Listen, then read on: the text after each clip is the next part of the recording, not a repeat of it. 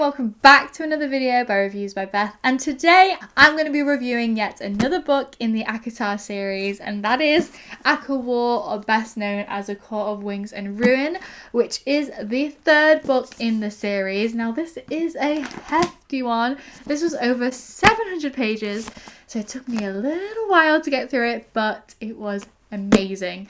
Like the other series, I've really gotten into A Court of Thorns and Roses and also fantasy. This is something that I did not see coming, and do you know what? I'm here for it. I think I'm opening up to the world of fantasy, and I'm definitely going to read some more. I'm currently reading the fourth book, A Court of Frost and Starlight, which is so cute and I'm really enjoying. But if you haven't checked out my other videos, A Court of Thorns and Roses and A Court of Mist and Fury, then go check them out. I'll link them up here. But for today, I'm going to be talking about A Court of Wings and Ruin. Now, this was really good. I wanted to pick it up straight away because in the last book in the series, we were left on a proper cliffhanger.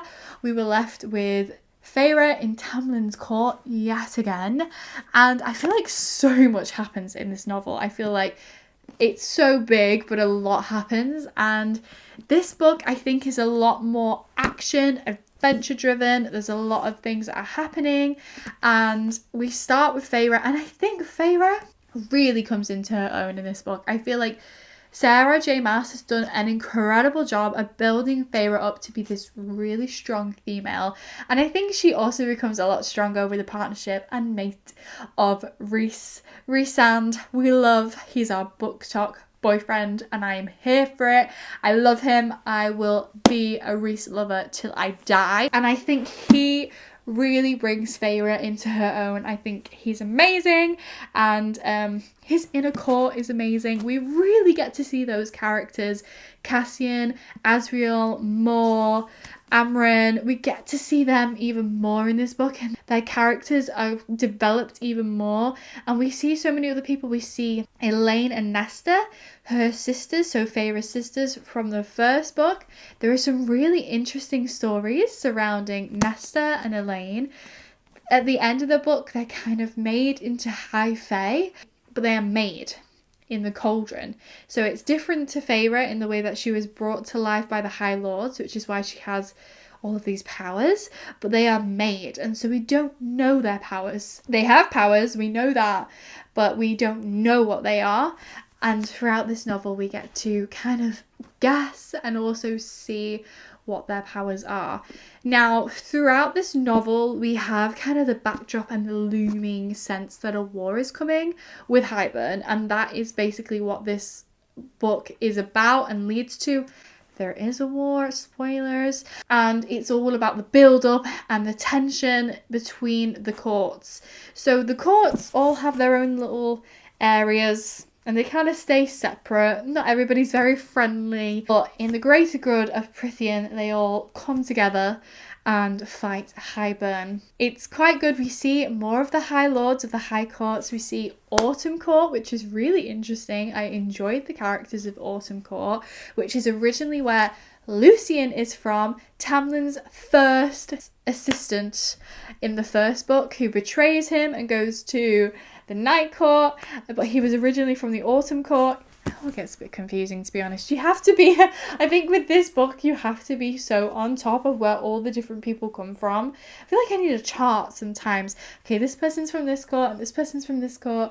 But once you get into it, you get into it. The tension between courts, the arguing, also the tension between Tamlin and Rhys. We also get some lovely romance moments as well, but there's also a little romantic tension between Nesta and Cassian, which we see, and we also see kind of the romantic longing from Lucien for Elaine, but that isn't reciprocated. So we see quite a few love stories going on, and they're all being told in kind of their own way. We still see this mainly from this perspective of Feyre, who is still very new to the fairyland. I mean, she was only made like a year ago, and she's been thrust into the heart of conflict, and she's managing to deal with it really well. I mean, she obviously has her moments, but we stand by Feyre and we stand by Rhys. I don't want to spoil too much, because if you have not read the book, then you were gonna want to read this book in the series. I read the end of the book and I was like, this feels like it could be the end. And I feel like it felt like a trilogy. And it kind of rounded out nicely at the end. There was a bit at the end and I was literally like, what? What? My jaw was on the floor. I mean, to be fair, the last chapters were tense, to say the least. I was literally like, my jaw was on the floor the entire time. I was like, what is going on? What? It was very, very good. I feel like she always manages to do that. In the last few chapters, you're like, hang on a minute. What? There are some really heartwarming moments in this as well. We get Jurian coming into the mix. He is a really interesting character. I loved him in this book. And we just see, it feels like a lot more of conflict based, and I guess that where it comes Echo War, because it is the war book. I think this book comes at a good time in the series actually, because you've fallen in love with the characters, you know what they're about, and now I think everybody's used to the world, and now we can go into the war and understand all of the different conflicts that are going on. So it had me hooked. It had me hooked at every single turn. I mean, it was lengthy. She was lengthy, to say the least. But once she got into it, it was like really good. There weren't any dull chapters. I didn't feel like there were any dull characters. I have to say, after this one, I'm picking up A Court of Frost and Starlight, which is the fourth one. It is a lot shorter, which feels kind of nice because this one was hefty and the one before this was quite long as well. So I feel like nice to have a little bit of a break, a little short. I say novella, it's not a novella, it's 200 pages, but it's short compared to like 700 odd pages. So that's proving to be a nice little story, so watch out for that review. I'm loving this series and I want to read more. I think the plot is very complex. I think the characters really come into their own. I mean, I want to be in that inner court. I want to be best friends with Moore. I want to be best friends with Asriel and Cassian. I want to train with Cassian. I want to know Asriel. I want to know everybody. I want to know all their secrets. I want to be part of the gang. And I think if Sarah's writing a book that you want to be part of the gang of, I think it's a great book. There are some real feel-good moments. There are some real edge-of-your-seat moments. And I think that's good in a book. So, I Caught Wings and Ruin. Again, do you know what? I'm going to give it 5 stars. I'm going to give it 5 stars. And I think it was well deserved. Book Talk has influenced me. And you know what?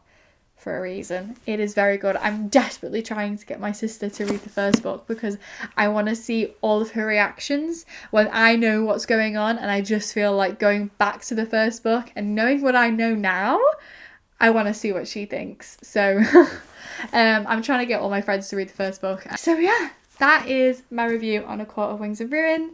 If you enjoyed this video, then please like, comment and subscribe. And if you want to support the channel, you can by clicking on my Amazon links and buying the books, or looking at my Patreon channel as well. Okay, that's all from me. Thank you. Bye.